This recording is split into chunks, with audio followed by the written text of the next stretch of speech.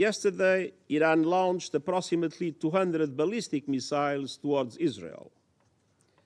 It stated it was in response to the killings of Hassan Nasrallah and the Islamic Revolutionary Guard's Corps Commander Abbas Nilforushan last week, as well as that of Hamas leader Ismail Haniyeh in Tehran in July.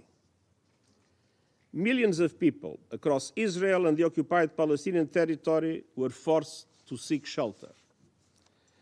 One person was killed from the Iranian strikes, a Palestinian in the occupied West Bank.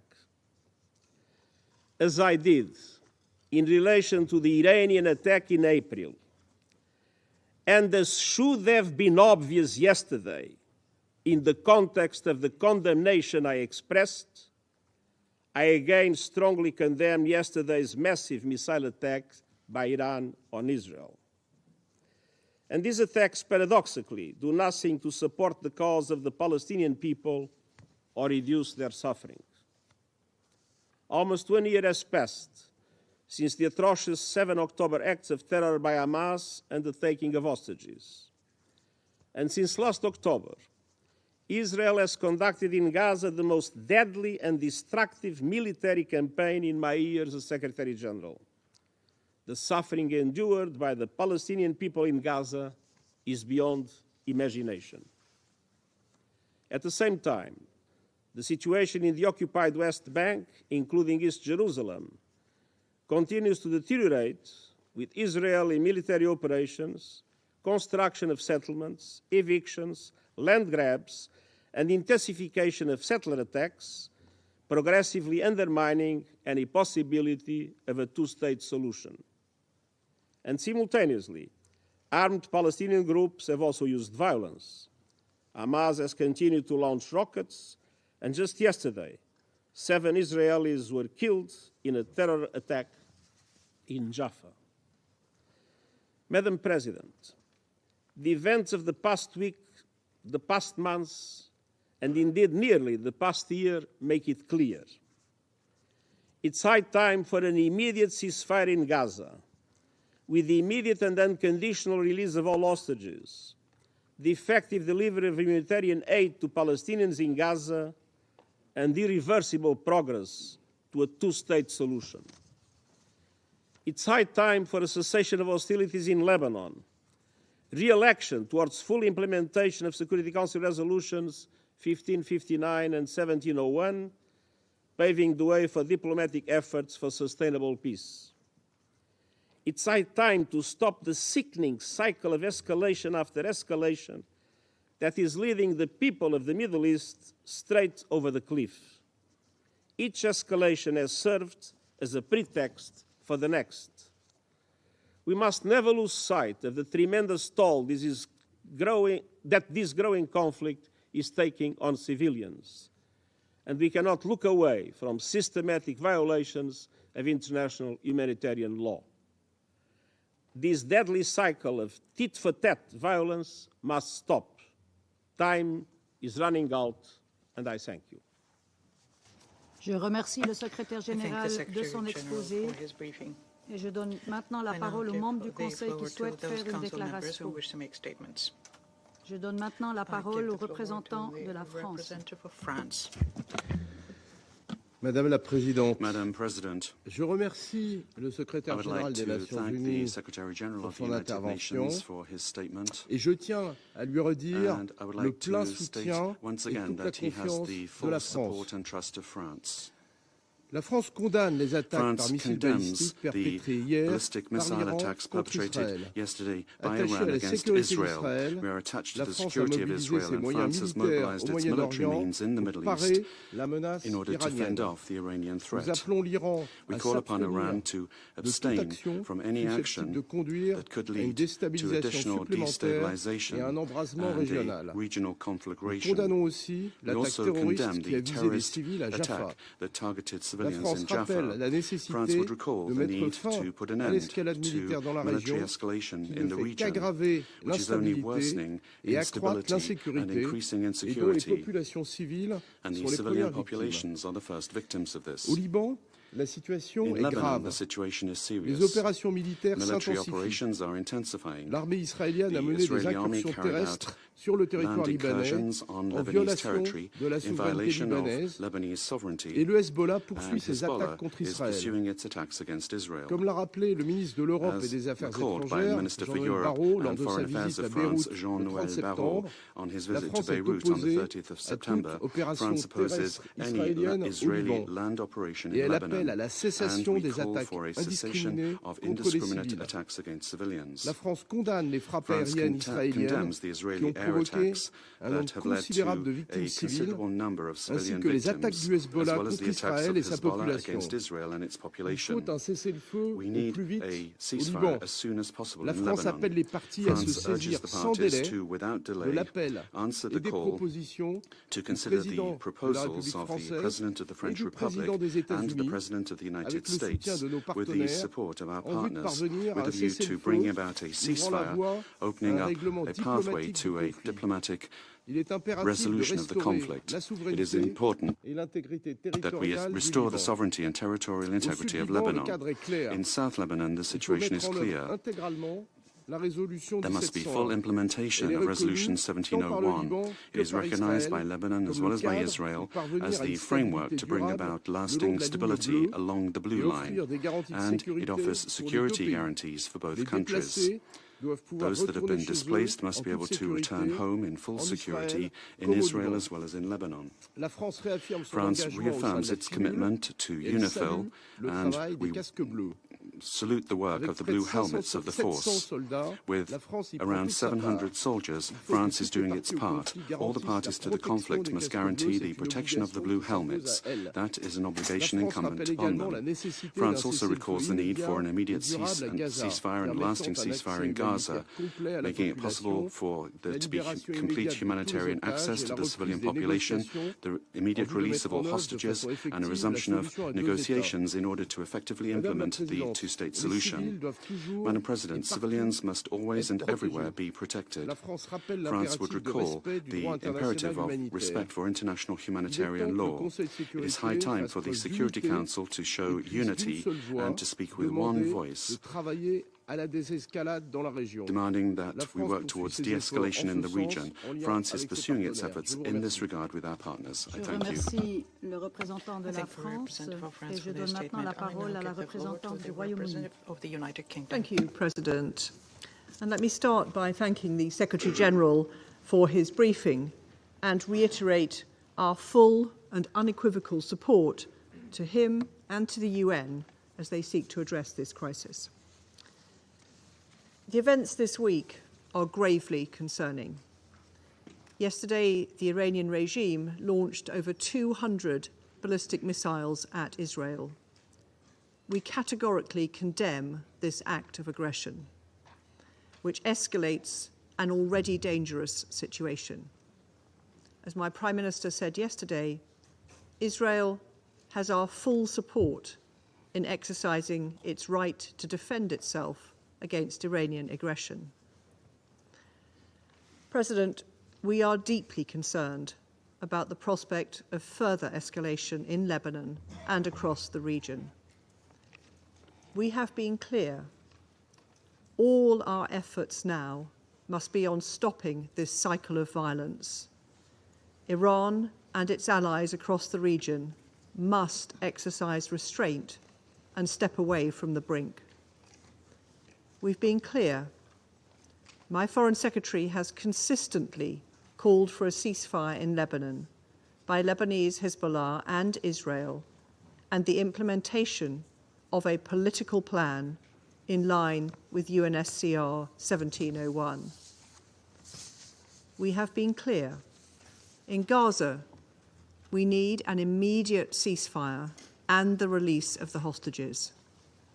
My Foreign Secretary has urged both Israel and Hamas to agree the ceasefire deal on the table, to choose peace and bring this chaos to an end. Peace, not war, is the courageous option. It is also the best option to secure stability and security for Israelis, Palestinians, Lebanese, and the wider region. President, my Prime Minister has been working urgently to gather support for a political solution to this crisis. Only a ceasefire in Lebanon and Gaza would create the space to agree a political plan consistent with UNSCR 1701 that allows for the sustainable return of displaced Israeli and Lebanese civilians to their homes. Innocent civilians in Israel and in Lebanon have been displaced from their homes for too long already. The only way they will return is through a sustainable peace across the blue line. The conflict in Lebanon is causing devastating consequences for civilians, especially for women and children, and draws us closer to a wider regional conflict. President, we cannot let Lebanon become another Gaza.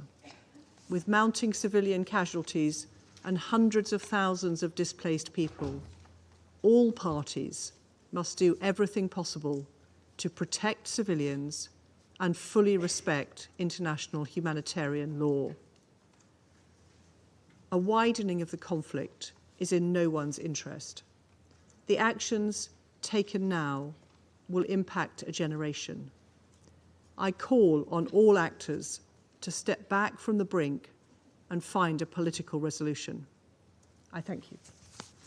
Je remercie la représentante du I thank the Royaume-Uni et je passe representative maintenant of the la United parole à la Kingdom. I now représentante give de the floor Malte. to the representative Thank of you, Malta. President.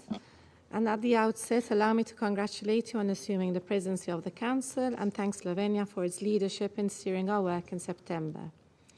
I also thank the Secretary-General for his remarks. I reiterate our continued and unwavering support to him and thank him for his continued leadership and moral compass whilst guiding this organization through such difficult times. Malta echoes the Secretary-General in condemning the continued and escalatory hostilities across the Middle East. This vicious cycle of violence, inevitably leading to a regional conflict, is extremely concerning. It must be brought to an end. Repeated strikes across Lebanon and Israel, and Israeli operation across the Blue Line, continued rocket fire into Israel by Hezbollah, and the latest Iranian missile attacks on Israel, together with continued rhetoric and threats by relevant parties to continue escalating hostilities, are only paving the way towards a bleak and desolate future for the entire region. Amid the worst displacement crisis in the country's history, we are witnessing yet another man-made humanitarian catastrophe. We cannot be silent in light of this deterioration. Furthermore, we strongly condemn yesterday's missile attack on Iran by Israel. We call on Tehran to immediately halt such actions, which only contribute towards expanding a complex web of tensions and push the entire region closer to the precipice. We also condemn the terror attack in Jaffa yesterday, which killed 6 Israeli civilians and wounded 9 others. President, the Israeli-Hamas war, the resulting humanitarian crisis in Gaza, and situations elsewhere in the West Bank and East Jerusalem are the core of the explosive situation we now find ourselves in. These are the devastating consequences of unchecked conflicts. This human suffering is the high price that the people across the Middle East are paying on a daily basis. We stress that indiscriminate bombings, destruction of civilian infrastructure, and mass displacements are violations of international law. All parties must abide by their obligations under international humanitarian law and prioritize the protection of civilians. Furthermore, we emphasize once again that Security Council resolutions are legally binding. They must be respected and implemented. Along the Blue Line, it is only through the full implementation of Resolution 1701 that the displaced residents of Israel and Lebanon can be able to return to their homes in peace and security. Furthermore, Lebanon must be free of weapons held by militant groups outside the authority of the Lebanese state. We stress the need to establish an area free of armed weapons, other than those of the government of Lebanon and of UNIFIL, between the Blue Line and the Litani River. Violations of Lebanon's territorial integrity and sovereignty, including through Israeli airstrikes and overflights across Lebanon, must cease. A dramatic escalation in Lebanon will only move us further from this goal. In the current crisis, UNIFIL also assumes a fundamental stabilization role. The safety and security of UN peacekeepers is paramount. Also, as a troop-contributing country, we call on all parties to protect and support the important mission of UNIFIL. In Gaza, we reiterate our call for an immediate and permanent ceasefire, the safe return of hostages to Israel, and the full implementation of relevant Security Council resolutions. We continue to support all diplomatic initiatives aimed at de-escalation across the region, including the efforts of the members of this Council. In conclusion, President, the region is witnessing a descent into all-out war, despite months of warning. The narrative for war must end, and the narrative for peace must begin. More importantly, this Council must act in a united and decisive manner. Now is the time to speak with one voice and unequivocally call for an end to all hostilities. The people of the Middle East are waiting for us. The world is waiting for us. Thank you. Je remercie la représentante de Malte et j'invite maintenant la représentante des États-Unis à prendre la parole. Thank you, Madam President. We look forward to working closely with you during your presidency of the Council this month. I also want to thank Slovenia for your successful conclusion of your presidency during the month of September. I wish to thank Secretary-General Guterres for his briefing today. Colleagues, yesterday, Iran's Islamic Revolutionary Guard Corps, the IRGC, launched nearly 200 ballistic missiles at Israel. Tragically, there has been a confirmed death of a Palestinian civilian in the West Bank. Iran's stated intention was to avenge the deaths of 2 IRGC-supported terrorist leaders and an IRGC commander by inflicting significant damage and death in Israel. Thankfully, and through close coordination between the United States and Israel, Iran failed to achieve its objectives. This outcome does not diminish the fact that this attack, intended to cause significant death and destruction, marked a significant escalation by Iran. It does not negate the need for immediate Council action. This is a moment for this Council to speak out with one voice and condemn Iran for its unprovoked attack against another member state, and equally important, to impose serious consequences on the IRGC for its actions. Colleagues, in a broad sense, Iran was complicit in the October 7th attacks on Israel through its funding, training, capabilities, and support for the military wing of Hamas. And after Hamas's horrific attack carried out nearly a year ago today, the United States sent a clear message to Iran. Don't exploit the situation in ways that would risk propelling the region into a broader war. The IRGC flagrantly and repeatedly ignored this warning by encouraging and enabling the Houthis in Yemen to disrupt global shipping and launch attacks against Israel, by supporting militant groups in Syria and Iraq, which repeatedly attacked American forces engaged in the fight against ISIS, and by arming and encouraging Hezbollah after its former leader, Nasrallah, made the decision on October 7th to open a northern front against Israel. There can be no doubt Iranian support to regional proxies has directly contributed to the crisis in Gaza and Lebanon. At the center of Iran's efforts since October 7th to sow chaos and threaten regional stability is the IRGC, which has repeatedly flouted and violated this Council's resolutions. I can't believe I have to say this, but I will, because the IRGC and its allies are out there peddling propaganda. The decision to launch nearly 200 ballistic missiles at Israel was not in any way defensive. The IRGC was not protecting Iran from threats from another member state. Instead, the IRGC was acting in solidarity with Hezbollah after the killing of Nasrallah, who led a terrorist group that has the blood of thousands of Americans, Lebanese, and Israelis on its hands. I can think of no starker example of state support of terrorism than launching ballistic missiles to avenge the death of a terrorist leader. It is indefensible and it is unacceptable. And we have a collective responsibility as members of the Security Council to impose additional sanctions on the IRGC for supporting terrorism and for flaunting so many of this Council's resolutions. If this Council sits on its hands, what message will that send? I fear that silence and inaction will only invite the IRGC to repeat attacks like what we saw yesterday and on April 13th of this year, again and again and again. Colleagues, we meet at a moment when there is a heightened risk of countries in the region being dragged into a broader conflict. This includes Lebanon.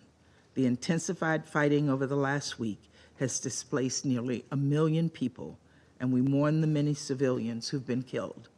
We also recognize that for nearly a year, Israel has repeatedly called for the full implementation of Resolution 1701, even as Hezbollah's attacks along the Israeli-Lebanese border have displaced Lebanese people.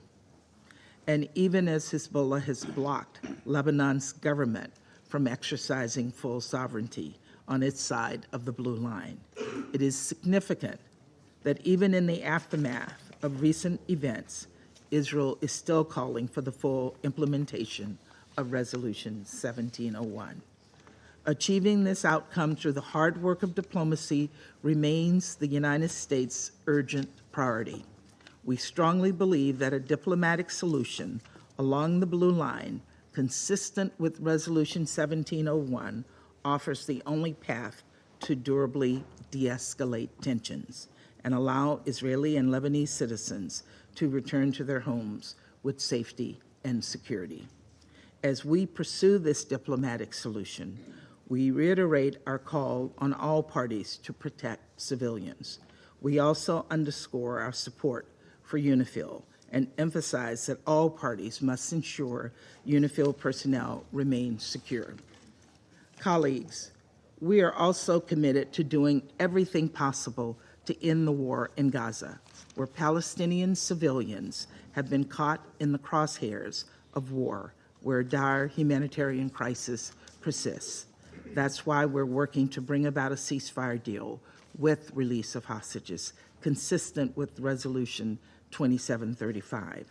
The events of the past week should send an unambiguous message to Hamas's leadership, which continues to cower in tunnels beneath Gaza.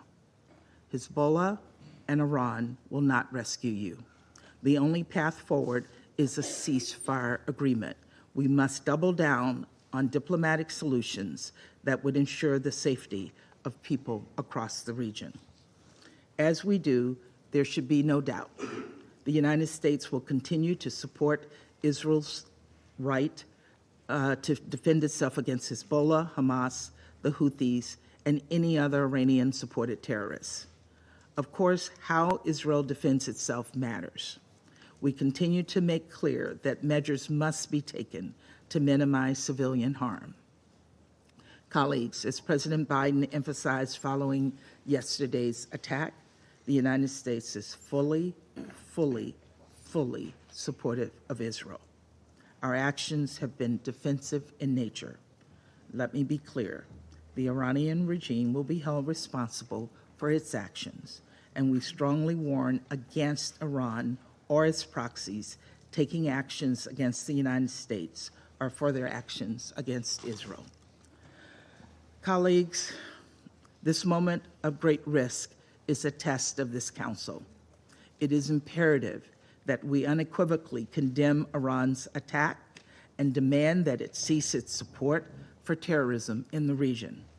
People in Israel, in Gaza, and the West Bank, in Lebanon, and across the region deserve a durable peace, and it is far past time for this Council to hold Iran accountable for fanning the flames of war. Thank you, Madam President. Je remercie la représentante des États-Unis I thank the et je donne representative la of the parole maintenant United States. au I now give the représentant floor to the de la representative République of de the Corée. Republic of Korea. Thank you, Madam President. I would like to thank Slovenia for their able leadership as President of the Council during the month of September. Let me also take this opportunity to congratulate you, Madam President, for assuming the presidency for October. I express my deep gratitude to the Secretary-General for his briefing today and his tireless efforts for peace in the Middle East. This is a moment of reckoning for the Security Council. Resolution 1701 has been violated by all parties on the ground. A broader regional war with the potential to devastate not just Lebanon and the region, but far beyond, is dangerously knocking on our door. Our repeated calls for urgent restraint have been ignored. Both the regional stability and the credibility of this Council are now in jeopardy. Let there be no misunderstanding. It was Hamas' brutal attacks in broad daylight that set this escalation in motion. However, neither October 7th nor the ensuing response give any actor the right to violate the international norms and institutions that the United Nations and the global community have built over decades, including international humanitarian law, Security Council resolutions, and the sovereignty and territorial integrity stipulated under the UN Charter. The Security Council, which bears the primary responsibility for maintaining international peace and security, must unite and act. This is not like any other situation. This conflict has the potential to broaden and deepen, involving many countries without clear limitations in geography, and with far-reaching implications on international politics, economics, and even humanity as a whole. This demands more than passive condemnation. The Security Council must do something significant now to prevent the situation from plunging deeper into the abyss. The very raison d'etre of the Security Council is at stake here. Indeed, now is the time for the Security Council to draw a firm line in the sand.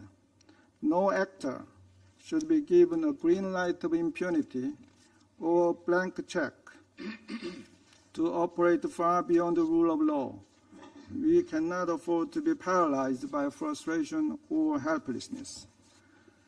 Colleagues, let me conclude by fully echoing the statement made by the Secretary-General yesterday. And I quote, "I condemn the broadening of the Middle East conflict with escalation after escalation. This must stop. We absolutely need a ceasefire," unquote. I thank you. Je remercie le représentant de la République de Corée et j'invite la représentante de Slovénie à prendre la parole.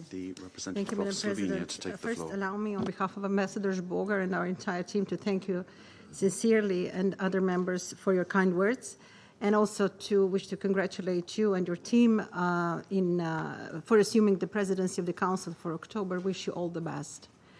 We thank the Secretary-General for his briefing. Madam President, in the last 2 weeks, we have met several times to discuss the situation in the Middle East.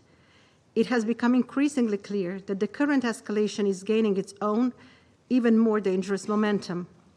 The actions and reactions of actors involved are dragging the region further away from peace and closer to an all-out war. No single party can absolve itself of blame for the chaos that is unfolding. This has become a crisis of retaliation and vengeance, where each strike fuels the next. Let me be clear, the region needs full and immediate de-escalation. For this to happen, a ceasefire on all fronts is urgent. We condemn the recent escalation in the Middle East. This includes Iranian attack on Israel. It includes Israeli attacks on Lebanon and the escalation between Hezbollah and Israel. We call on Israel to revoke the ground operation in southern Lebanon. It also includes continuous Israeli military operation in Gaza, and it includes yesterday's terror attack in Jaffa. We see deeply troublesome parallels. Escalation from any side only leads to further violence, not security or peace. We want to underline more violence cannot bring more stability and security in the region or beyond. War is not a solution to the problems in the Middle East. There is no military solution to the crisis. We call on all countries and actors to show restraint, and to everyone with influence must exert it. To Israel, Iran, Hezbollah, Hamas, the Houthis and others, the circle of violence must stop. Retaliations must stop. Escalations must stop. We call on all parties to respect international law, particularly international humanitarian human rights law. Respect for and compliance with international law are a must. Protection of civilians must be ensured at all times, and we are dismayed by the impact of the escalation in Lebanon on civilians and condemn the high number of civilian casualties. Massive displacement in Lebanon will add an additional strain on a country which is already facing numerous challenges. Equally, this intensification of the conflict will not bring thousands of displaced Israelis back to their homes. And we must not forget about the entire population of Gaza being displaced repeatedly. There is a dire need to recommit and fully implement Resolution 1701. This Council must stand united in its call for de-escalation and ceasefire. We repeat our call for safety and security of UNIFIL to be ensured at all times. We also take this opportunity to express our full support to the work of the United Nations and the Secretary-General in this crisis. We appeal to Israel to reconsider today's announcement. It is high time to strengthen the role of diplomacy and to prioritize peace. We support all initiatives which could bring stability about peace. Ceasefire negotiations related to Lebanon and to Gaza are utmost needed. We underline this Council has primary responsibility for maintenance of international peace and security. The region is standing at a precipice. We are a step away from an all-out war that threatens not only the region, but global peace and stability. In the complex history of the Middle East, the Council has made various attempts to shoulder its responsibility. It is now on us, these 15 countries sitting by this table, to unite and call out for an all-out ceasefire. I thank you, Madam President. Je remercie la représentante de Slovénie et j'invite le représentant d'Algérie à prendre la parole. Madam President, I would like to commend Slovenia for their remarkable presidency of the Council during last month. And I also congratulate Switzerland for assuming the presidency for this month and assure them of Algeria's full support. I extend my sincere gratitude to Mr. António Guterres for his comprehensive briefing. And I express Algeria's full solidarity, admiration, and support for the Secretary-General following the incredible decision of the Israeli occupying authorities to declare him persona non grata.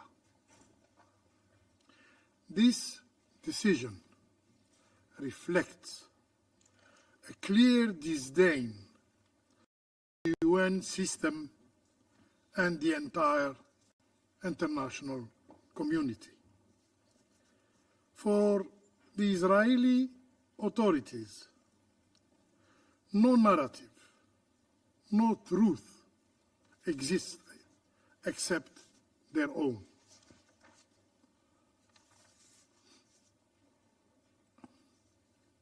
Madam President, this meeting marks the third time in a single week that we have heard from the Secretary-General regarding the Middle East. It is a testimony of the gravity of the situation. We stand perilously close to a regional conflagration, with tensions escalating daily. The situation has further deteriorated due to the Israeli aggression against Lebanon, beginning with the targeting of civilian electronic devices and progressing to indiscriminate bombardment and ground invasion that shows a blatant disregard for human life, a flagrant violation of international humanitarian law. Following the attacks detonating civilian electronic devices, the Security Council convened at Algeria's request. We endeavored to have the Council send and clear a simple message, a call for immediate desescalation, a call for immediate desescalation. Regrettably, the Council failed in this attempt. Madam President, the Security Council's inability to act has exacted a devastating bill, a devastating toll. Between September 17 and 25th, the Israeli militaries claimed more than 1,000 lives in Lebanon. 1,000 lives in Lebanon, including 87 children and 156 women, while displacing 1 million of Lebanese in the country's largest exodus. Our inaction has effectively granted Israel under the right of self-defense principle. Our inaction has effectively granted Israel carte blanche to continue its rampage in Gaza, in West Bank, carte blanche to escalate against Lebanon and pursue the bloody agenda of death and destruction. Now we hear the new rhetorics of desescalation through escalation. Strange. This is a dangerous fallacy. Escalation inevitably breeds further escalation for years to come. This surge in violence has derailed efforts to implement Resolution 2735 and has severely compromised any prospect for calm in Lebanon and the wider region. The Security Council must act with greater resolve to be relevant, simply to be credible. As the highest authority responsible for maintaining international peace and security, it is unacceptable for its decision, including Resolution 2735, to be blatantly disregarded. Israel is not above the law, and we must hold it accountable. We need solutions, tangible, enforceable solutions. No more rhetorics that serves no one. Madam President,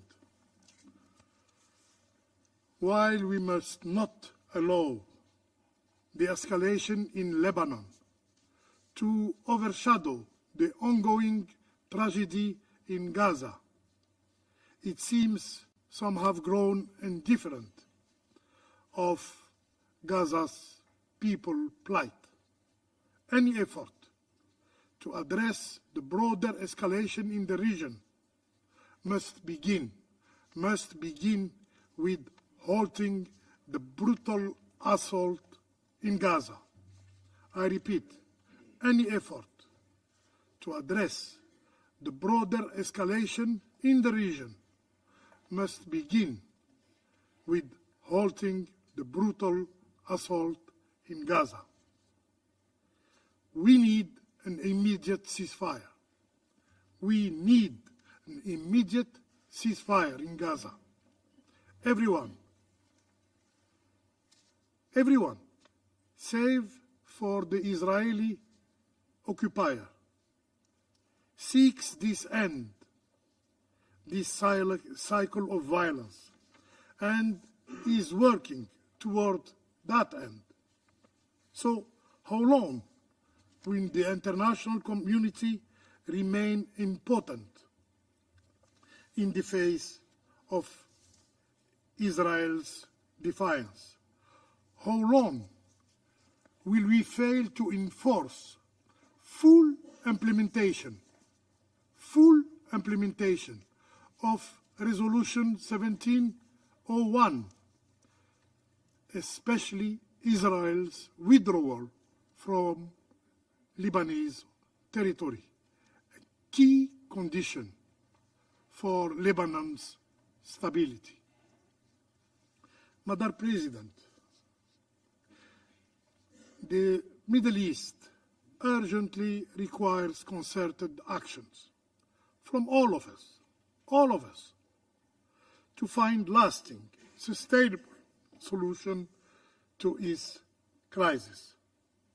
These solutions demand an end to Israeli occupation of Arab lands in Lebanon, in Syria, and the establishment of an independent Palestinian state with Al-Quds Sharif as its capital. I thank you, Madam President. Je remercie le représentant I d'Algérie thank et the je passe la representative parole of au Algeria. représentant du I now give the Mozambique. floor to the representative of Mozambique. Madam President, allow me first to congratulate Switzerland on assuming the presidency of the Security Council in this very challenging month of October. We pledge our full support. We also thank Slovenia for its successful presidency in the month of September. We are grateful to His Excellency Mr. António Guterres, United Nations Secretary-General, for his insights on this deeply concerning matter. Madam President, the Middle East remains a region of intense and complex geopolitical dynamics, shaped by historical legacies, power struggles, and intricate relationship among various states and non-state actors, significantly shaping the region's landscape.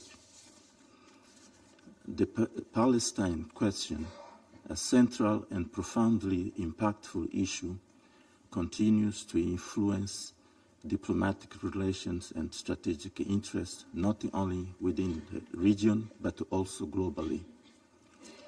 The ongoing conflict and the quest for a two-state solution continue to be pivotal in discussion about peace and stability in the Middle East.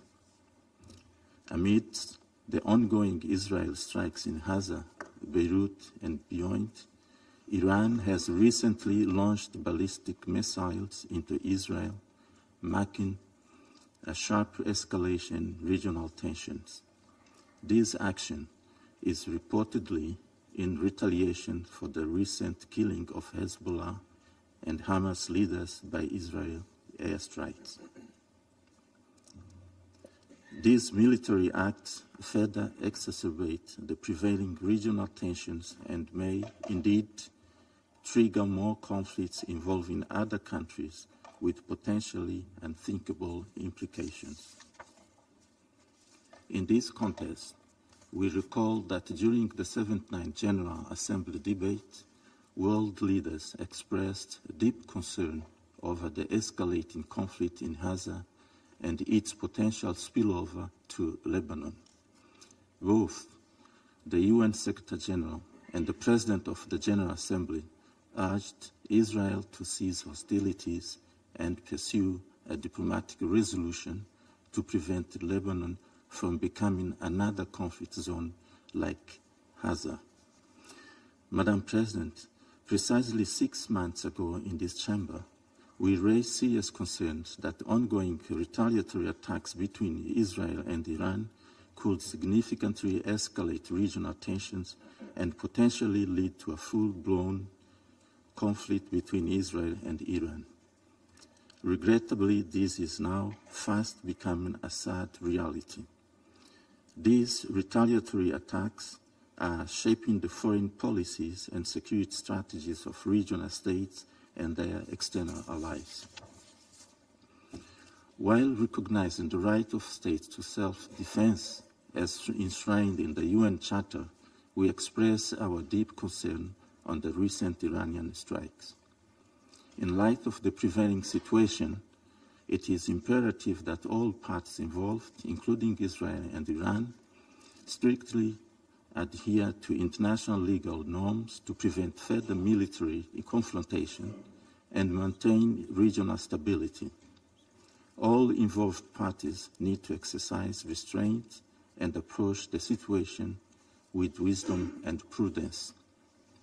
The Council must continue to closely monitor the situation and take appropriate action to deter additional threats while safeguarding international peace and security. Furthermore, the Council must actively engage all concerned parties to prevent any miscalculations that could lead to broader conflict in an already volatile region.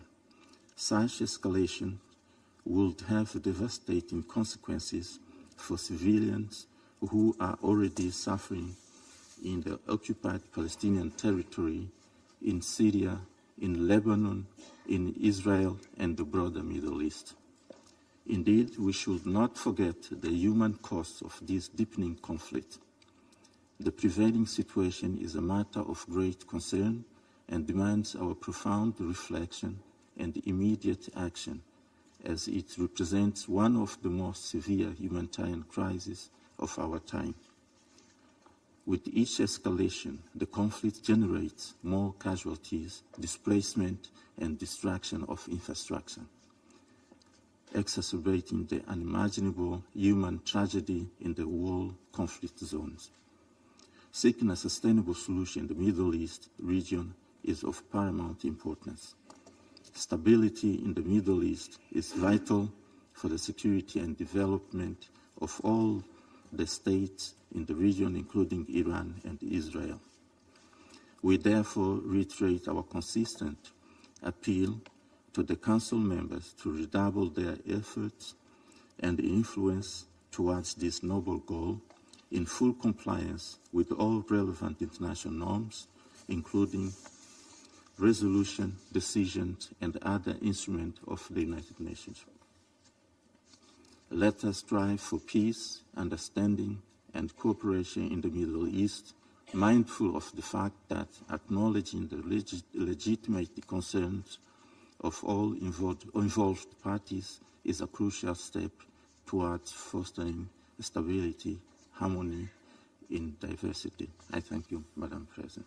Je remercie le représentant du Mozambique et je donne la parole à la représentante du Guyana. Thank you, Madam President, and allow me to congratulate Switzerland on the assumption of the presidency and to thank Slovenia for their successful presidency.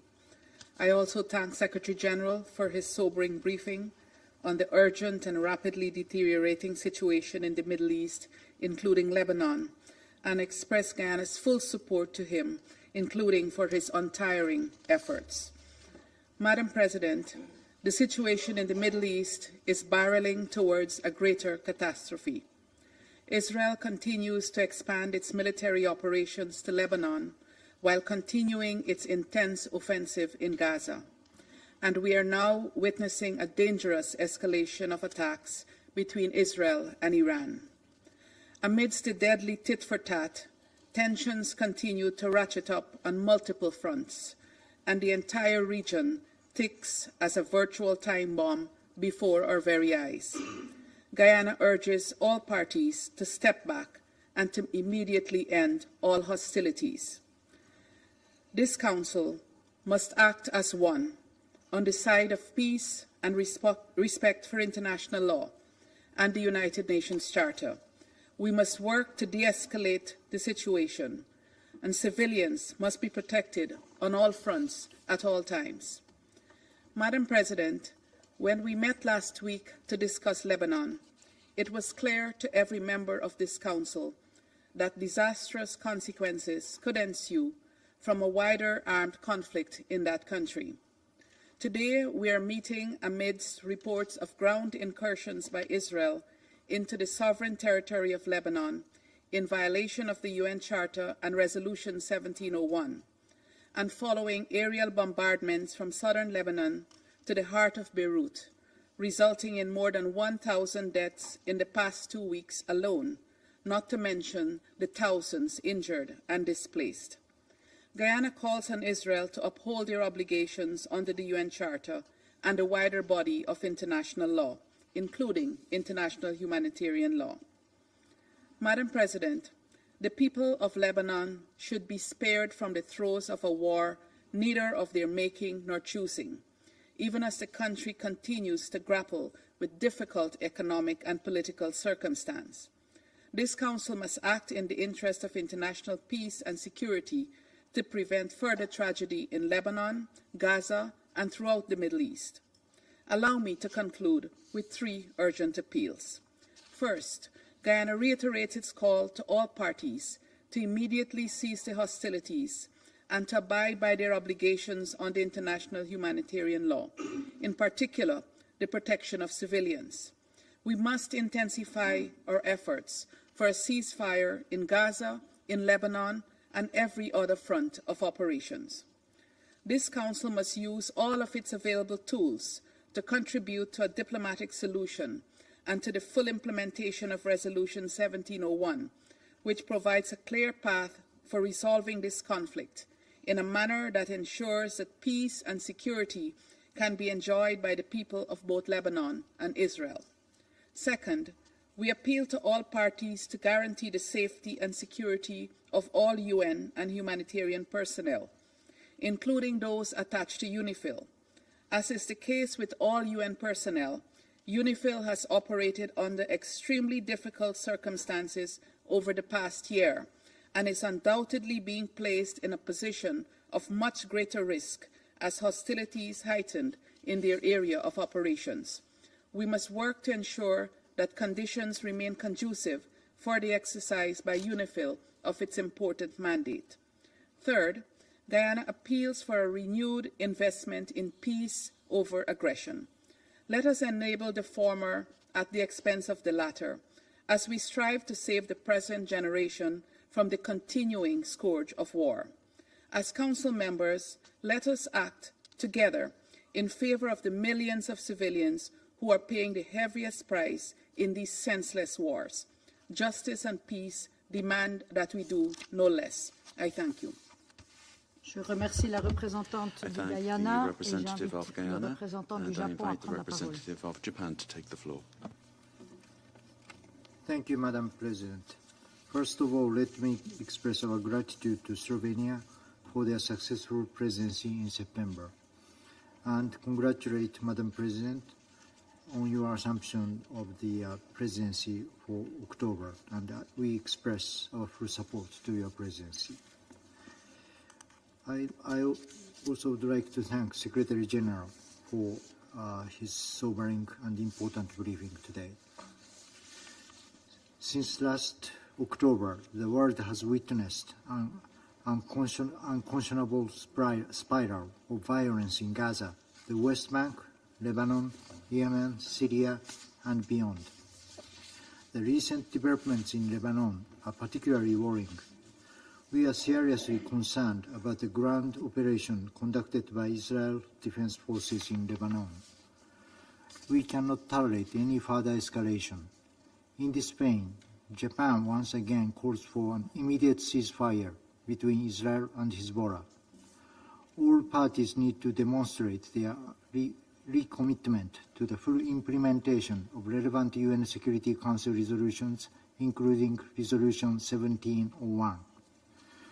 Japan pays respect to the UN staff and personnel on the ground, devoting the high cause under the severe circumstances. Their security must be ensured.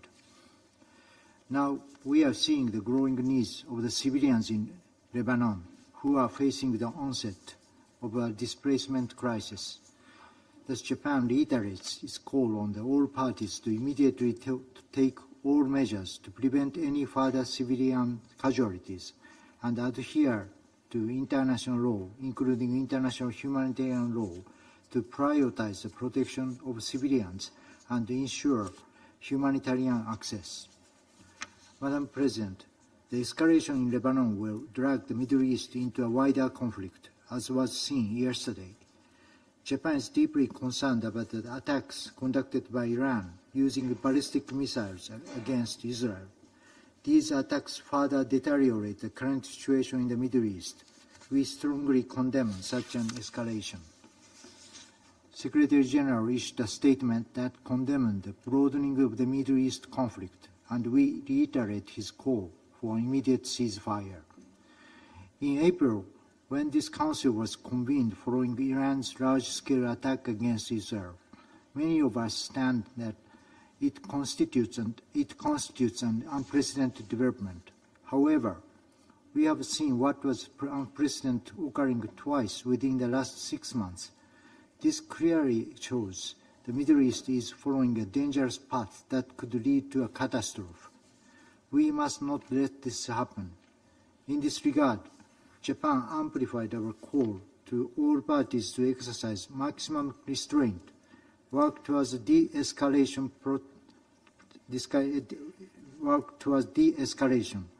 protect civilians, and work through dialogue and diplomacy towards peace. Neither the region nor the world can afford any more conflicts. Thank you, Madam President. Je remercie le représentant du Japon et j'invite le représentant de la Fédération de Russie à prendre la parole. Госпожа председатель, Madam President, хотим поздравить Словению с завершением председательства в Совете в сентябре, объективно непростом месяце для любого председательства. И поздравить Швейцарию с вступлением в должность председателя Совета. Благодарим генерального секретаря за его оценки ситуации на Ближнем Востоке, резко обострившейся на фоне беспрецедентного витка эскалации насилия в Ливане и расширения географии конфронтации на соседей по региону. Приняли также во внимание позиции Израиля и Ирана, изложенные в распространенных накануне письмах. К сожалению, ближневосточный регион буквально на наших глазах скатывается в пучину новой большой войны, а Совет Безопасности лишь беспомощно наблюдает. The Israeli brutal military operation in Gaza continues despite the demand on the part of the overwhelming part of the international community to stop it. The spiraling of violence predictably led to a worsening situation on the border between Israel, Lebanon, and Yemen, and in the Red Sea. But instead of using diplomacy, the West Jerusalem authorities unambiguously staked everything on using force.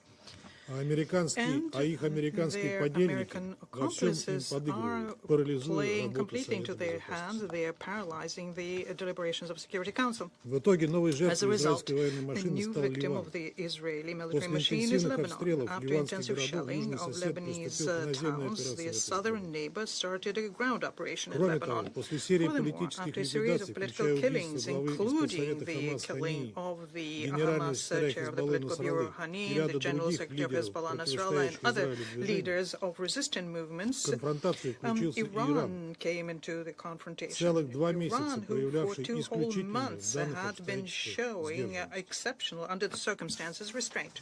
From the statements made by our Western colleagues, we drew the conclusion that the only issue that the Security Council has in front of it is a response to a missile strike by Iran.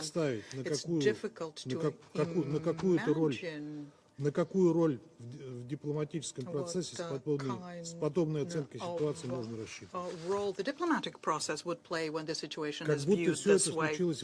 And it's presented as though all of this happened in a vacuum, as though nothing is happening, and nothing did happen in Lebanon, in Gaza, in Syria, in Yemen. But it did happen, and it led to a new, very dangerous spiral of a widening Middle East conflict. Russia resolutely condemns the attack on Lebanon and calls on Israeli authorities to immediately stop using force and withdraw their troops from the Lebanese territory. There is no justification for fresh civilian victims amongst the civilians, and their number is already in the thousands. We express our solidarity with the leadership and the people of the friendly country of Lebanon who are undergoing an armed aggression, and we will send out heartfelt condolences to the families of those who died.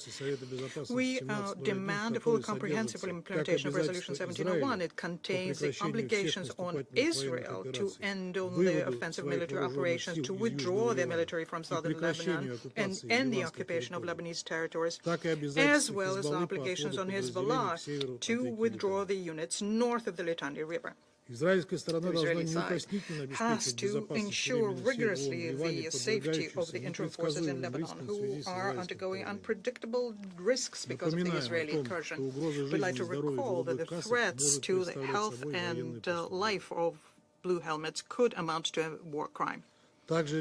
We also decisively condemn the killing of Nasrallah. We reject the fact that in order to eliminate him, a residential quarter in Lebanon's capital had 80 bombs weighing 1 ton dropped on it. As a result, 6 high-rise buildings were destroyed. How can you call this a discriminatory selective action here?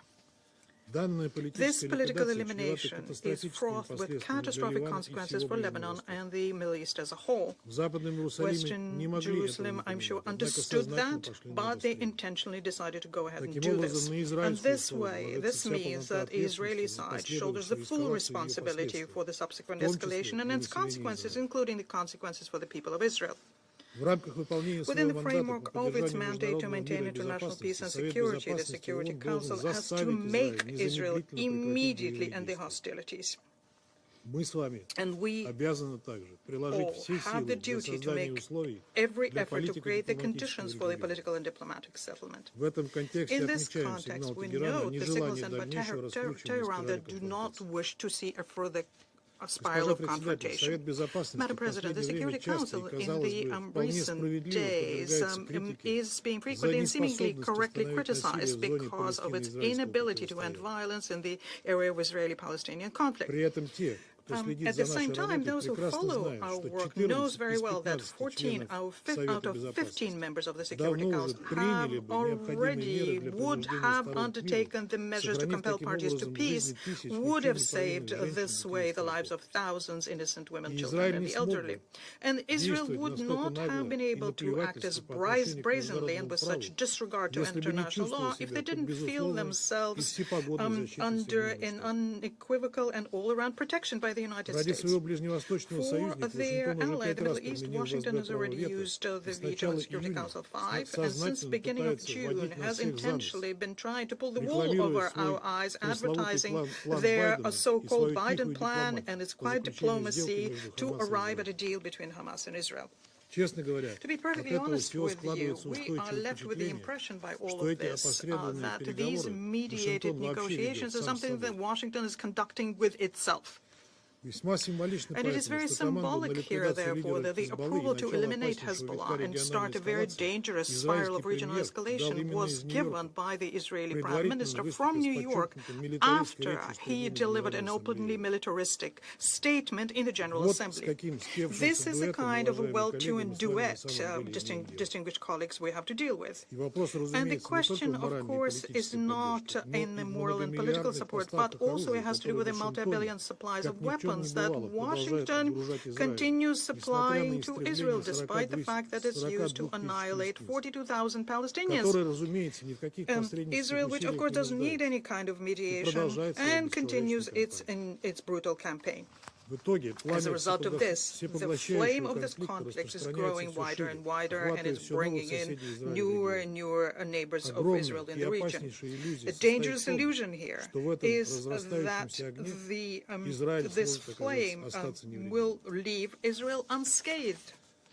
This flame has already consumed the lives of remaining Israeli hostages, whereas Western Jerusalem is pretending that all of this is part of their plan, and at the same time showing complete disregard to the public opinion in Israel itself. Madam President, another dangerous illusion is that Israel, having a considerable military supremacy, plans to deal with the crises they provoked on themselves. It is becoming increasingly clear that the plans of the Israeli leadership is to pay any price so as to trigger a conflict between their main regional adversary, Iran, and the United States.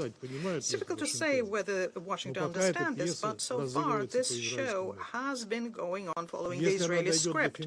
And if it reaches its finale, the conflict can reach an unimaginable level of escalation and will threaten not just the Middle East, but the entire world. We are convinced that it is in our interest to prevent such a scenario. We would like to believe that our American colleagues will also finally see the light and will fully realize their responsibility they shoulder as permanent members of the Security Council. Madam President, the only way out of the situation in the Middle East we see as using all of the vast toolkits the Security Council has. This toolkit allows us to effectively achieve an end of conflicts and ensuring that Security Council resolutions are implemented. Any other initiative will just be a mitigating stopgap and will not be effective. We see no alternative to making parties to the conflict to immediately have a ceasefire in Gaza, which is to be accompanied by an exchange of hostages and prisoners, and organizing a full and unimpeded humanitarian access in the Strip.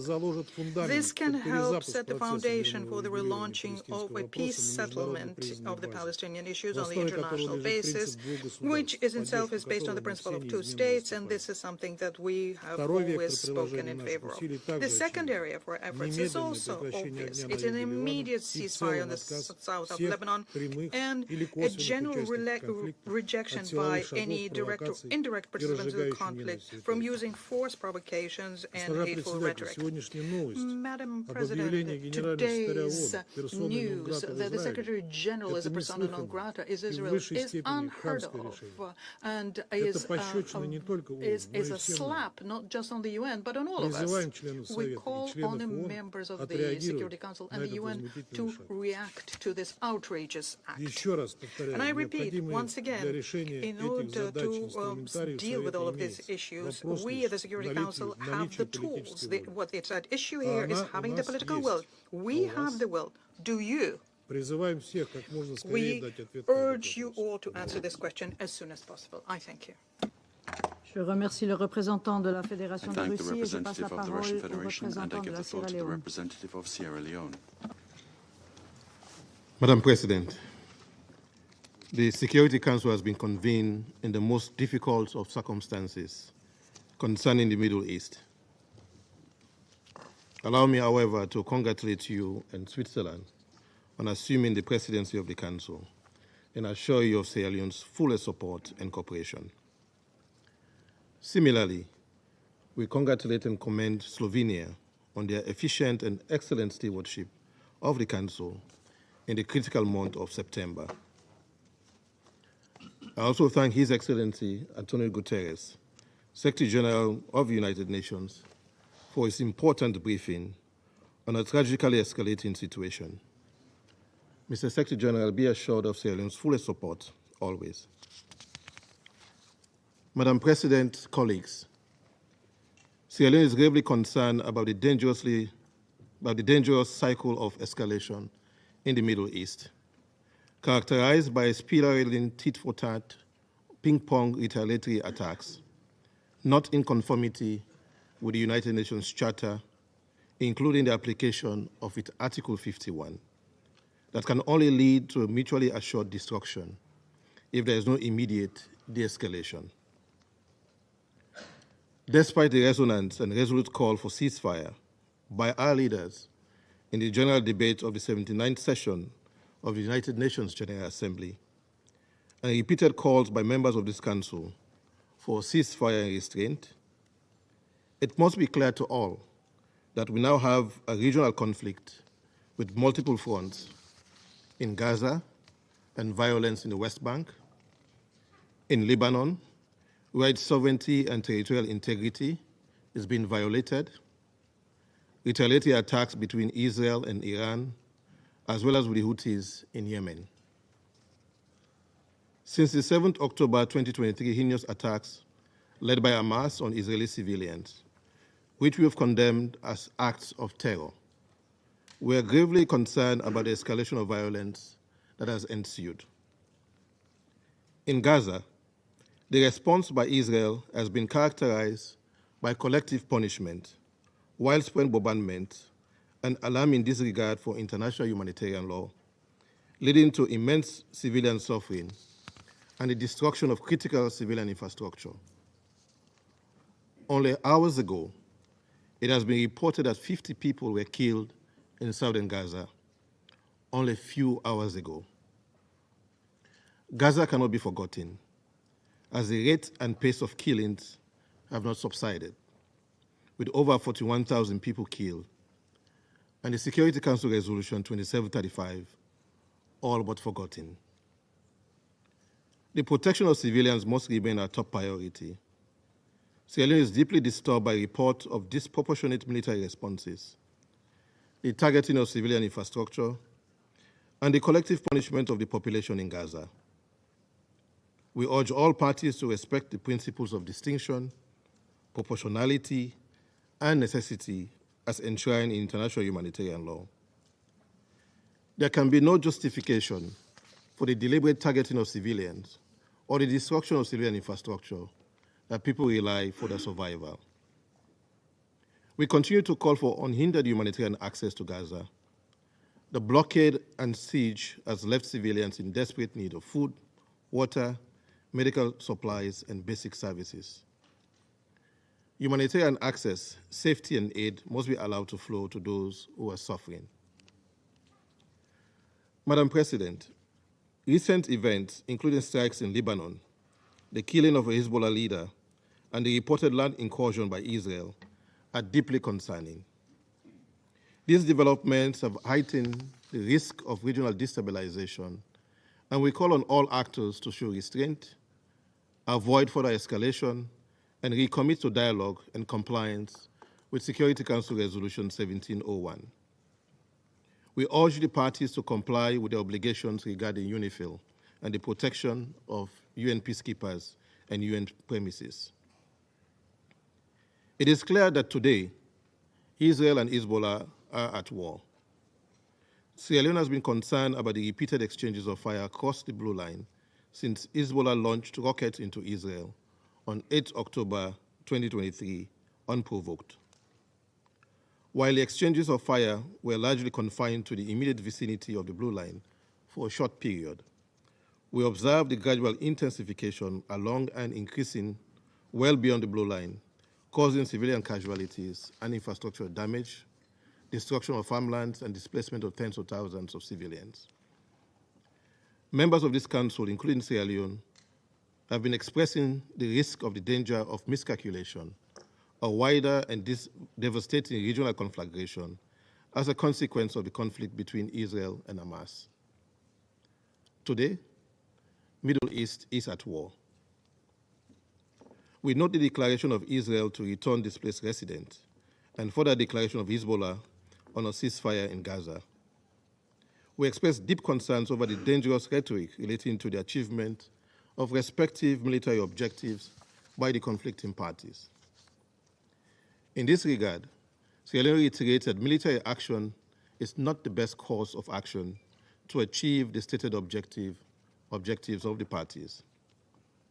Sierra Leone therefore calls on the parties to use diplomatic channels, including the United Nations good offices, to avoid further escalation and risking a war that will include actors outside of the region. This Council must now stand united in calling for full implementation of all relevant Security Council resolutions, including Resolution 1701 and 1559. All sides must agree to a ceasefire as a precursor to the resettlement of displaced residents in the south of Lebanon and in the north of Israel peacefully. Madam President, a letter dated 1st October 2024 from the Permanent Representative of Iran to the United Nations addressed to the President of the Security Council confirms what we all witness as reported by global news media, to the effect that, and I quote, the armed forces of the Islamic Republic of Iran carried out a series of missile attacks against the military and security target of, end of quote, the State of Israel. The leadership of Israel has vowed to further retaliate. Sierra Leone condemns all attacks that violate international law and the UN Charter, including, as aforesaid, the blatant misapplication of Article 51.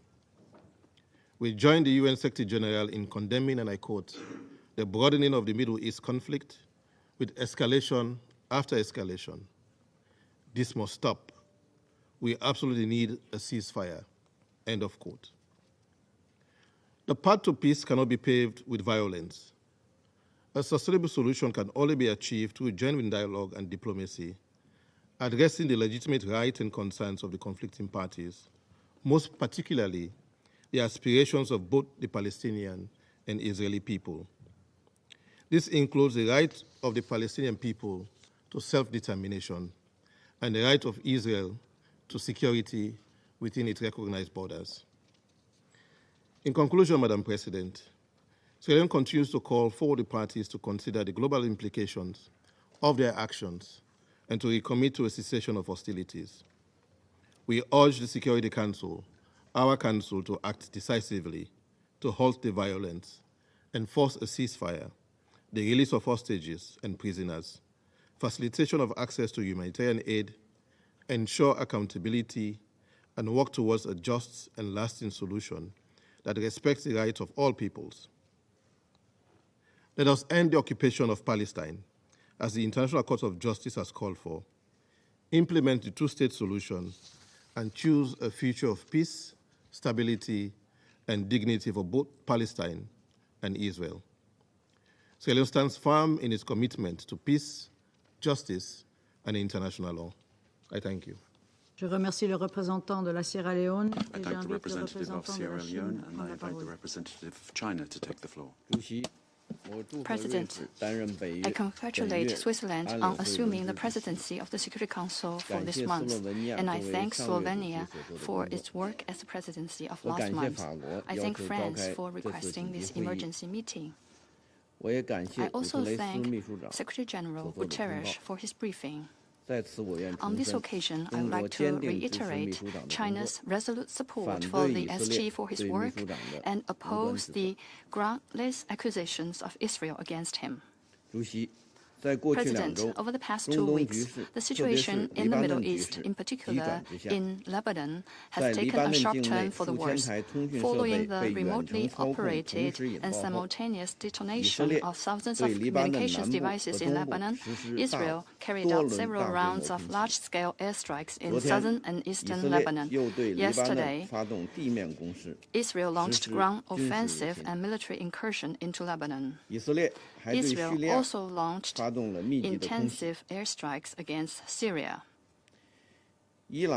Iran has also concluded a series of military attacks on the military and security targets in Israel and sent correspondence to the Security Council explaining its position. China is deeply concerned and extremely worried about the current grave situation and the prospect for further developments. We call for effective respect for the sovereignty, security, and territorial integrity of all states. We reiterate our opposition to all acts that violate the basic norms of international relations and condemn all violence and attacks against civilians. We share the position of the United Nations that any Israeli crossing into Lebanon violates the sovereignty and territorial integrity of Lebanon and contravenes the provisions of the Security Council Resolution 1701. Since last October, the cycle of violent conflict has been repeating itself in the Middle East. Israel, in total disregard for the call of the international community for an immediate ceasefire, single-mindedly advances its military operations, resulting in the projection and expansion of the conflict. At present, an all-out war is on the verge of breaking out. At this critical juncture, any inflammatory statements and provocative actions are extremely dangerous and could easily lead to miscalculations and chain reactions, escalate the situation, or even make it completely out of control. We urge all parties, in particular Israel, to exercise restraint and refrain from any action that could lead to further escalation of the situation. President, the conflict has caused an unprecedented humanitarian disaster. As we have seen, Gaza has become an inferno on earth, while in Lebanon there has been a great deal of destruction of civilian facilities, thousands of casualties, and more than 1 million people displaced from their homes, including a large number of Palestinian refugees. We call on all parties to the conflict to respect the red lines of international humanitarian law and to protect civilians. We support the efforts of the UN humanitarian system to take urgent action to ease the humanitarian situation in Palestine and Lebanon. China reiterates the importance of respecting the neutrality of UNIFIL and of effectively ensuring the safety and security of the peacekeepers. United Nations assets and personnel should not be the target of armed attacks. President, the Security Council bears an important responsibility for the maintenance of international peace and security. Under the current circumstances, the Council must act urgently and be united in making demands clearly and unequivocally that an immediate ceasefire must be established in Gaza. The de-escalation of the violence must be stopped, and the de-escalation of the Lebanese and Israeli situation must be advanced. The cycle of violence must be halted. Every effort must be made to prevent the spread of the fighting, and the parties concerned must be pushed to return to the track of political and diplomatic solutions. Any rhetoric that appeals peace and allow further military adventurism will send out wrong signals and may cause serious consequences.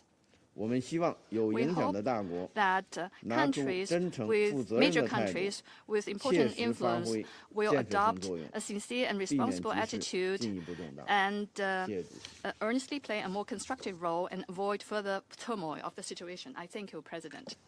Je remercie le représentant de la Chine. I thank the representative of China and I give the floor to the representative of Ecuador. Thank you, Madam President. Allow me first and foremost to congratulate your delegation on assuming the presidency of the Council for this month, and I reiterate the full support of my country. We'd also like to thank Slovenia for the excellent presidency of the Council last month. I'd like to stress and reiterate the support of my country to the work of the Secretary-General for peace and our support for all UN agencies in that regard. So thank you, Madam President, and I'd like to thank France for having requested this emergency meeting so that the Council can consider the worsening situation in Lebanon and Israel, recent developments that have placed the Middle East in an extremely vulnerable situation.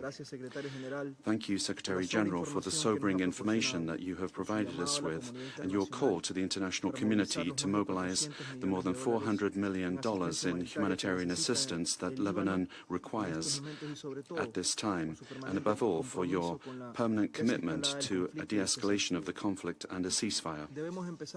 We should begin by recalling that we are just 5 days away from the anniversary of the terrorist attacks by Hamas, which have no justification and must be condemned, that gave rise to the current spiral of violence that we're seeing in the region. The Palestinian cause cannot be used by Hezbollah and other extremist groups to try to, in vain, explain their acts of terrorism, such as the killing of children while they were playing football in Mahd al-Shams last July.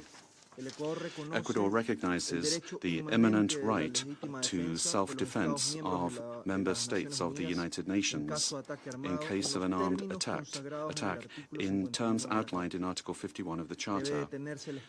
We must put an end to the escalation of violence that has been described, which includes air bombings and incursions, the launching of rockets, ballistic missiles, acts of terrorism that continue to expose innocent civilians to loss of life and limb. In Gaza, we've seen tens of thousands of civilian deaths, including women and children. The states involved, international humanitarian law must be respected. Humanitarian workers must be able to fulfill their work and their lives must be respected. The states involved and regional organizations and the international community as a whole must deploy all diplomatic and political strategies possible to bring about a cessation of hostilities.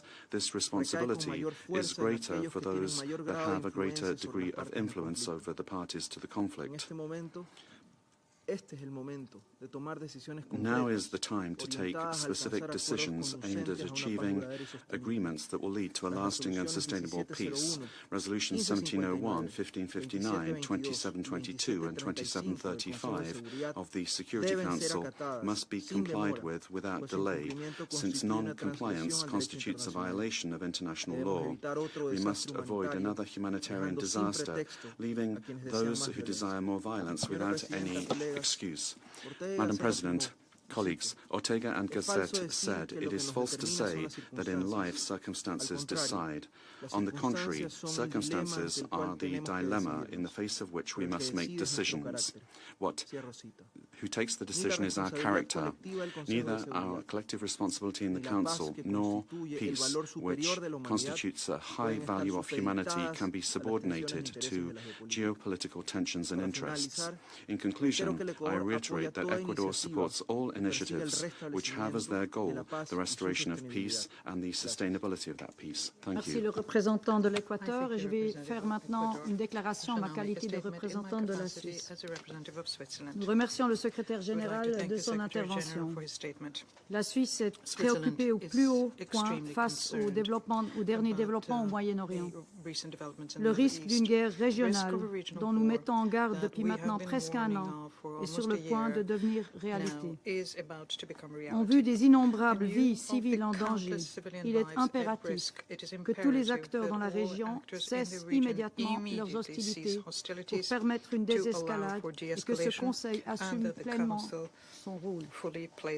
L'intensification des hostilités entre Israël et le Hezbollah, y compris les informations faisant état d'incursions terrestres israéliennes, tout comme les tirs d'environ 200 000 missiles balistiques par l'Iran sur le territoire israélien, sont inacceptables. Il en va de même pour les offensives menées par les Houthis et d'autres groupes armés dans la région. Toutes ces attaques doivent immédiatement cesser.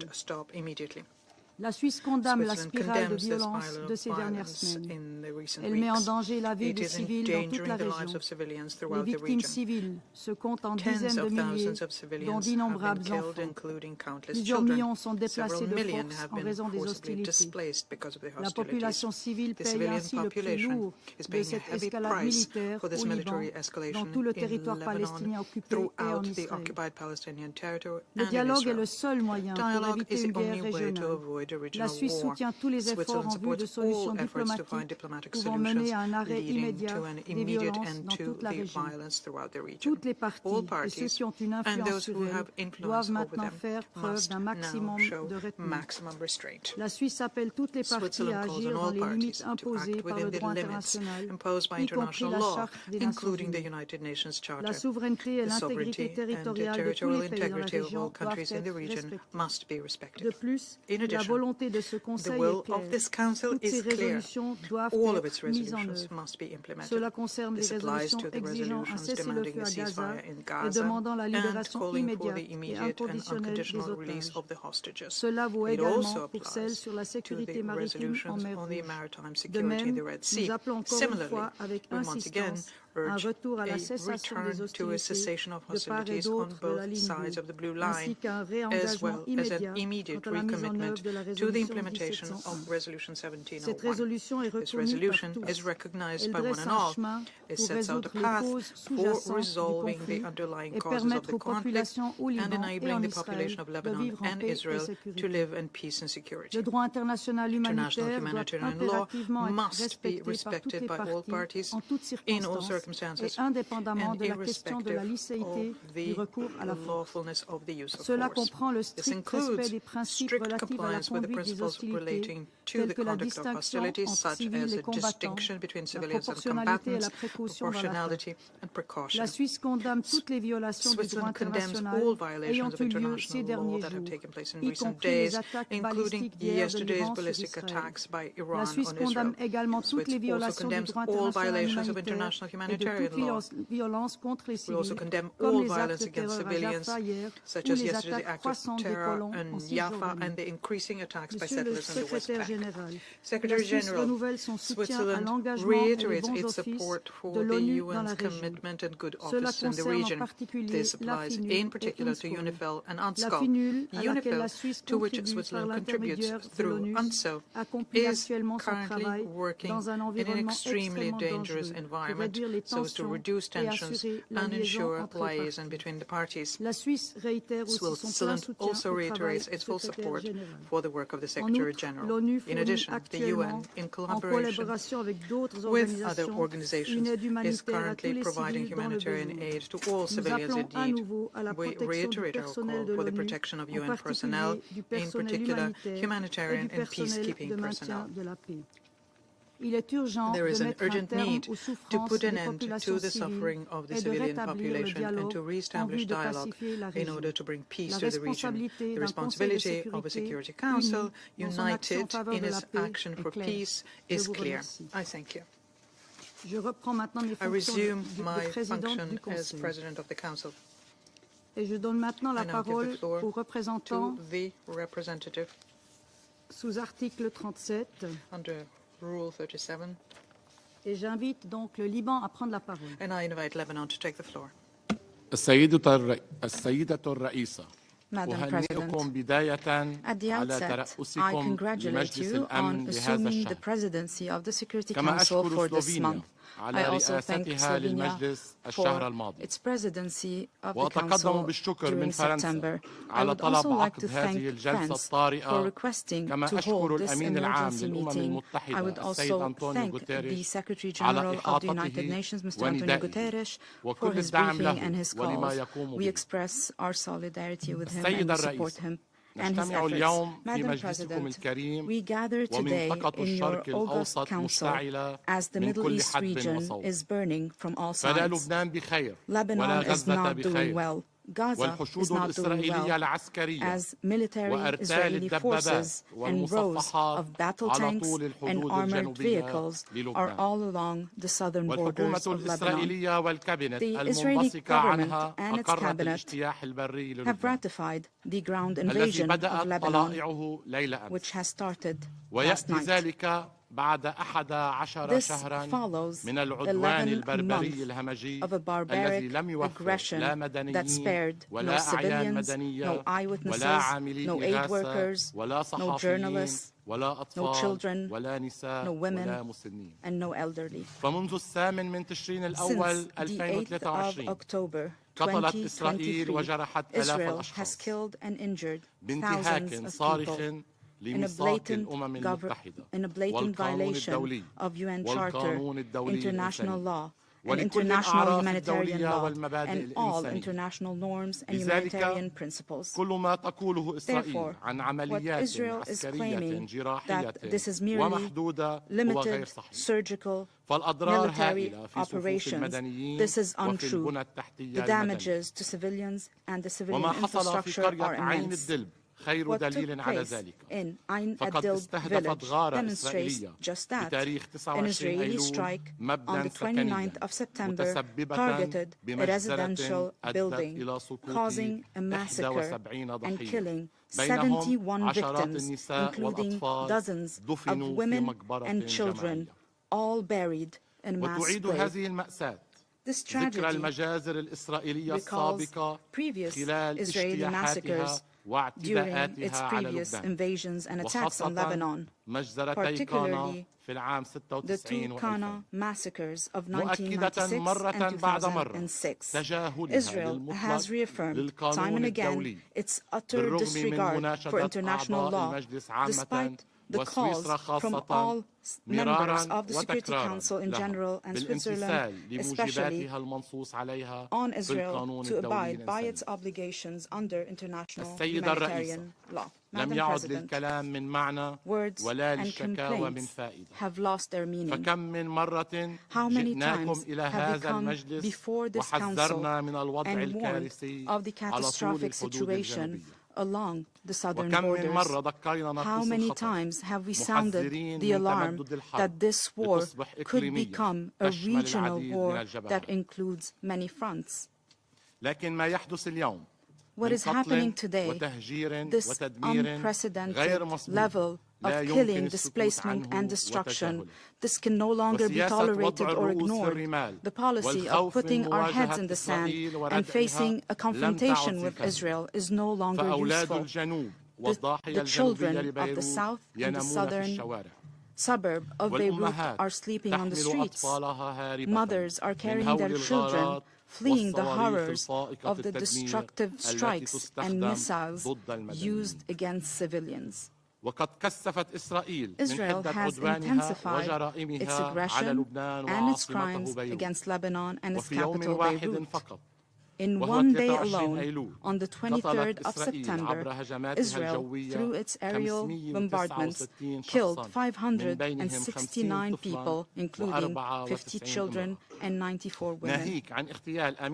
They've also assassinated the Secretary-General of Hezbollah, His Eminence Mr. Hassan Nasrallah, on the 27th of September. Across history, there was never consensus for a standard description for any military, political, or revolutionary individual, and history is rich with examples of these individuals. Your council here today is divided over a correct description. However, there is consensus among everyone that confronting an occupying force is resistance. Madam President, as we have said time and again,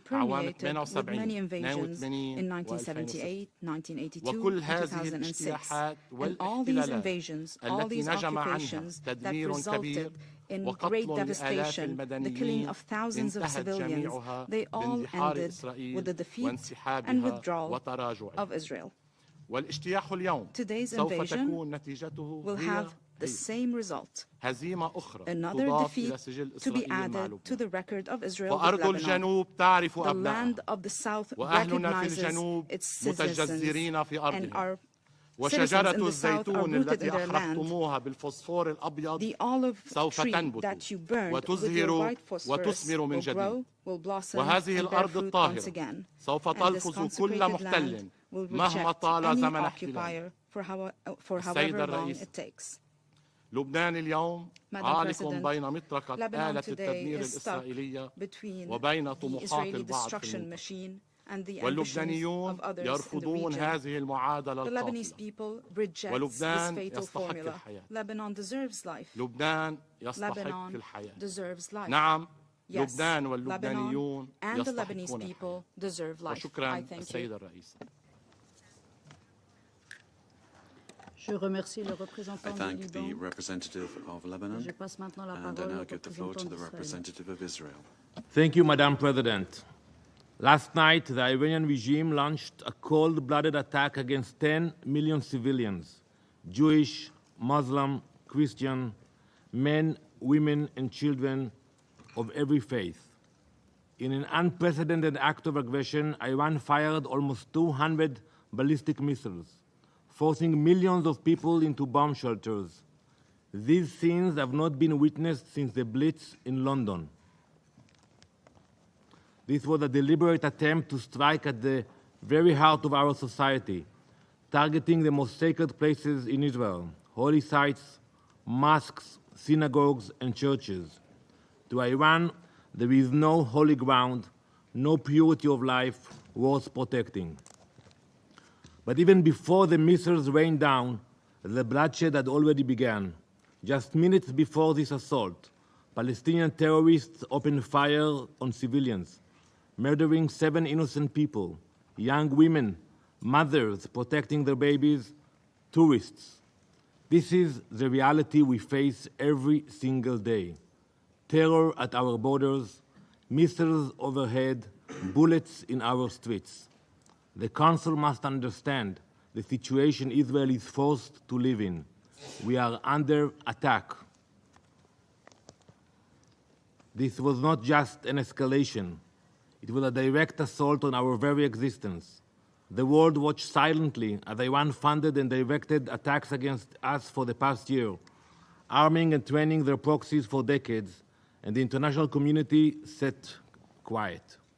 The silence, the routine call for de-escalation, only emboldened Iran. The result, last night's onslaught. Now the world must step up. Iran must pay a heavy price for this attack. Anything less is complicity. Do not be fooled by the fact that Israeli air defenses performed near miracles last night, saving countless lives beyond imagination. We also appreciate our partners for their assistance in defending against Iran's attack. Iran's failure does not diminish the evil behind their actions, the intentions. What we witnessed was nothing short of pure, unrestrained evil. This is the largest missile assault in Israel's history. They have openly launched hundreds of missiles into civilian areas. Today, the mask is off, and their evil is now laid bare for all the world to see. The Ayatollah's regime has revealed its true nature, not just as the world's greatest sponsor of terror, but as an active, direct aggressor. For years, Iran has armed terrorists and tyrannical regimes. We all know their weapons are responsible for the death of countless innocent civilians all across the globe, from Europe's war zones to terror attacks in the Middle East, from embassies in Latin America to assaults on US personnel. There is no corner of the world where Iran's blood-stained fingerprints cannot be found. They are not just Israel's enemy, they are an enemy of all civilized nations, an enemy to their own people who they brutally oppress, and an enemy to all nations they work to destabilize. Until now, they had largely operated in the shadows, using all their proxies, Hezbollah, Hamas, the Houthis, they carried out their dirty work. But last night, that mask was ripped away, the mask that their leaders wear in these very halls. Iran no longer hides behind others. They have proudly stepped into the open, are the architects of chaos and destruction. And now the world can see their true face. Iran launched the largest ballistic missile attack in history, justifying it as a vengeance for the elimination of Hassan Nasrallah. That is the reason. In doing so, they relinquished any deniability and claimed full ownership over Hezbollah's actions. They say that. That is the reason for the attack, because of Nasrallah. So basically, they own the deeds of Hezbollah today. Let me remind you all. Allow me to remind you of some of Hezbollah's crimes against the world. In 1983, they bombed the United States barracks in Beirut, murdering 241 US servicemen. That same year, they bombed the US embassy in Beirut, murdering 63. In 1992, they bombed the Israeli embassy in Buenos Aires, killing 29 people and wounding 242. 2 years later, same place, Buenos Aires, they bombed the Jewish Community Center, murdering 85 and injuring over 300. Before 9/11, Hezbollah were responsible for more American deaths than any other terrorist organization. None of this even mentions the thousands of Lebanese people and Syrians that they brutally murdered at the altar of their tyrannical masters. In the past year alone, since October 8th, Hezbollah has launched over 9,000 missiles and rockets, over 1,000 anti-tank missiles and hundreds of attack drones. They have made over 70,000 Israeli civilians refugees in their own country. All the while, they have been attempting to infiltrate our communities to commit an October 7th-style massacre. Behind every murder, every rocket launch, every plot stands the Iranian regime. Let me be clear. Israel will defend itself. We will act. And let me assure you, the consequences Iran will face for their actions will be far greater than they could ever have imagined. Let me ask the Council and the entire world, how would any of you react if faced with such an attack? What would any nation do if hundreds of ballistic missiles were raining down on your civilians, your cities, your places of worship? The scale of this attack is unimaginable, and yet Iran is determined to escalate further. This is not just a threat to Israel, this is a threat to the entire world. We will defend our people, and our response will be swift and decisive. Those who attack us will face serious consequences. For every missile fired, we will respond with strength.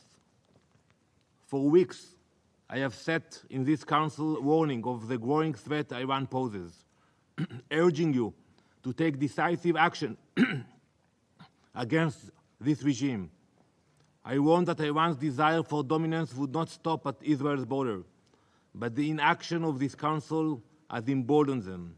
And now the missiles falling on Israel are the direct result of that failure to act. The time for complacency is over. The Iranian regime has shed all deniability.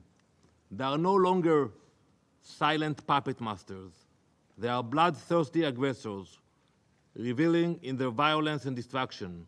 The world cannot afford to ignore this reality any longer. We demand immediate, crippling sanctions on Iran. The IRGC must be designated as the terrorist organization it is. Do not let yourselves be fooled by moderate Iranian president. I saw the way they were received here last week.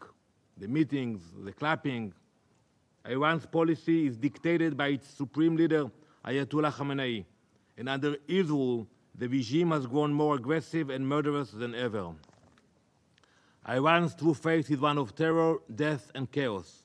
They do not care about life, they do not respect their own religion, and they have targeted their fellow Muslims without hesitation.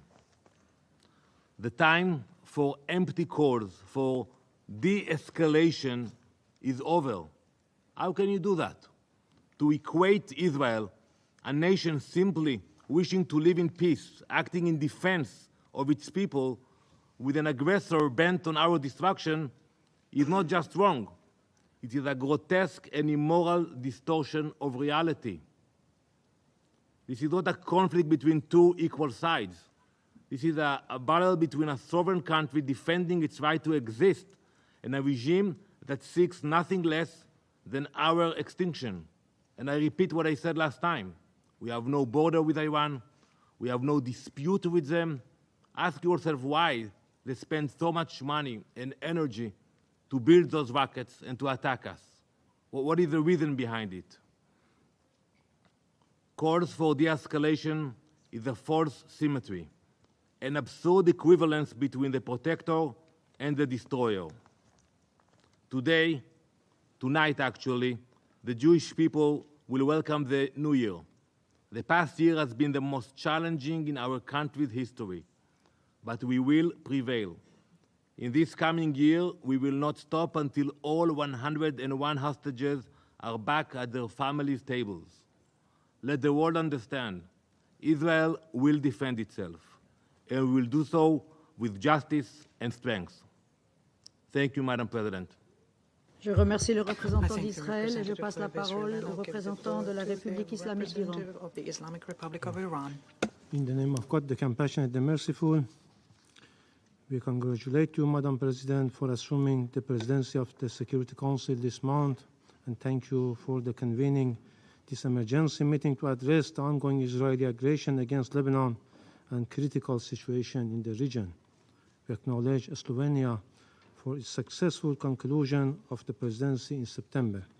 Madam President, distinguished delegates, for a year now, the apartheid and occupying regime of Israel has continued its brutality in occupied Palestine with full impunity. And now this regime is extending its brutal aggressive war to Lebanon and targeting innocent people day and night across the border and deep inside the territory. The regime is pushing the region to the edge of an all-out unprecedented catastrophe. Israel has no intention to pursue peace or a ceasefire. Regrettably, the UN Security Council has remained paralyzed due to the United States' obstruction of any effective decision by this body. Unwavering support provided by the United States, United Kingdom, and certain Western states to Israel has given a carte blanche to this aggressive terrorist regime for all sorts of sinister behavior. No more than ever, this regime has become a serious threat to international peace and security. The only way to prevent further escalation is clear. Israel must immediately cease its war on Gaza, and its attacks on Lebanon must stop. Madam President, distinguished delegates, as we informed the members of the Council in our letter yesterday, the armed forces of the Islamic Republic of Iran launched a series of missile strikes targeting the military and security positions of the Israeli regime. Iran's action was in full accordance with the inherent right to self-defense under Article 51 of the UN Charter, and a direct response to the regime's repeated acts of aggression against Iran, including the violation of Iran's sovereignty and territorial integrity during the past months. Our invocation of the right of self-defense, followed by an extended period of restraint, reflects Iran's responsible approach to regional and international peace and security at a time when the illegal action and genocide carried out by this occupying apartheid regime against the Palestinian people, as well as its repeated military aggression against Lebanon and Syria continue. Iran's missile strikes were a necessary and proportionate response to Israeli continued terrorist aggressive acts over the past 2 months. This includes the violation of Iran's sovereignty, the assassination of political leader of Hamas in Tehran and Iranian citizens, the targeting and wounding Iran's ambassador to Lebanon, and the recent assassination of Sayyid Hassan Nasrallah, the leader of the resistance and Secretary-General of Hezbollah, and General Abbas Nil Furushan, an Iranian military advisor in Beirut. I wish to mention the key facts that clearly demonstrate Iran's action under self-defense is fully justified, lawful, and firmly grounded in international legal principles. On 1st April 2024, Israel presently attacked Iran's diplomatic mission in Damascus, Syria, in a blatant violation of international law, specifically the principle of inviolability of diplomatic and consular premises. Iran immediately sought the Council's condemnation. What was this body's response? Nothing. Rather than condemning Israel's act of aggression, the Council merely called for Iran's restraint and even refrained from issuing a press statement proposed by Russia. After 10 days of silence from the Security Council, Iran has no choice but to use its inherent right under international law to respond to this severe violation. On 31st July 2024, Israel committed yet another act of aggression by assassinating Mr. Ismail Haniyeh, Hamas political leader and the former Prime Minister of Palestine, while he was an official guest of the Iranian government in Tehran. This was a flagrant breach of Iran's national sovereignty and territorial integrity. Despite Iran's call for action, the Council again failed to act.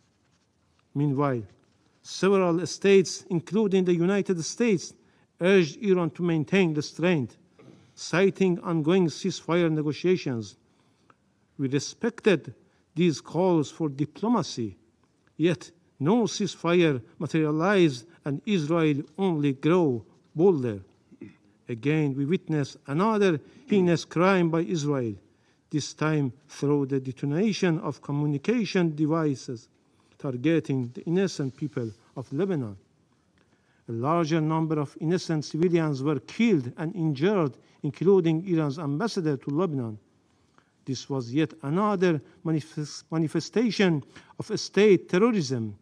Following, Israel carried out a blatant act of terrorist aggression using US-supplied thousands-pound bunker busters to assassinate Sayyid Hassan Nasrallah, the leader of Hezbollah, and a symbol of resistance against Israeli occupation and aggression in Lebanon. This brutal attack resulted in the martyrdom of numerous innocent people, including Hezbollah leader and Iranian General Abbas Nil Furushan, while also leaving many civilians wounded. This egregious act underscores once more the regime's continued reliance on violence and terror. Madam President, the Islamic Republic of Iran has